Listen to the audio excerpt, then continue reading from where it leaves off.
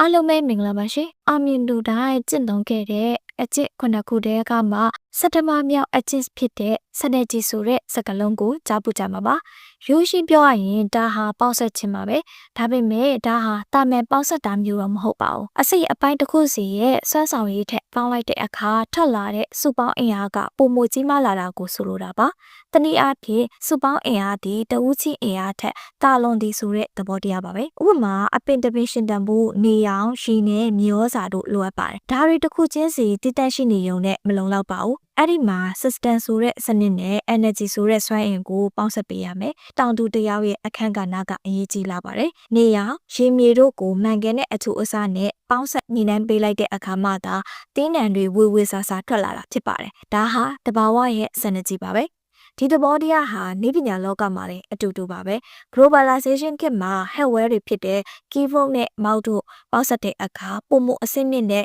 touch screen နည်းပညာဖြစ်လာတယ်အလားတူပါပဲစာရေးသူနဲ့စာဖတ်သူပေါင်းစပ်လိုက်တဲ့အခါ Facebook တို့ blog တို့လိုလူမှုကွန်ရက်တွေဖြစ်ပေါ်လာပါတယ်ဒါဘာသာရေးအတီးတီကိုပေါင်းစပ်ပြီးပုံမှုကောင်းမွန်တဲ့ရှားလက်ထွက်အောင်လှုပ်ဆောင်တဲ့ sustainable science ဆိုတဲ့အစင်မပြတ်သိပ္ပံရဲ့သဘောတရားပဲဖြစ်ပါတယ်။အရေးကြီးဆုံးကတော့ကျမတို့ရဲ့စိတ်နေစိတ်ထားပါ။ Think global act local ဆိုတဲ့အတိုင်းကမ္ဘာကြီးနဲ့အညီတွေးခေါ်ပြီးမိမိတို့ပတ်ဝန်းကျင်မှာလက်တွေ့ကျကျလှုပ်ဆောင်မှုလိုပါတယ်။မိမိမှာရှိတဲ့ built in capacity ဆိုတဲ့ပင်ကိုအရေးချင်းတွေကိုပတ်ဝန်းကျင်အခြေအနေတွေနဲ့လိုက်ရောညီထွေပေါင်းစပ်နိုင်မယ်ဆိုရင်ဘလို့အခက်အခဲကိုမဆိုကျော်လွှားနိုင်မှာဖြစ်ပါတယ်။ဒါကြောင့်တယောက်တည်းလှုပ်တာတဲ့အားလုံးရဲ့စွမ်းရည်တွေကိုပေါင်းစပ်ညီနိုင်တတ်ဖို့ကြိုးစားကြအောင်နော်။စုပေါင်းအင်အားဟာအောင်မြင်မှုရဲ့လှုပ်ဝက်ချက်ပဲဖြစ်ပါတယ်။အားလုံးပဲ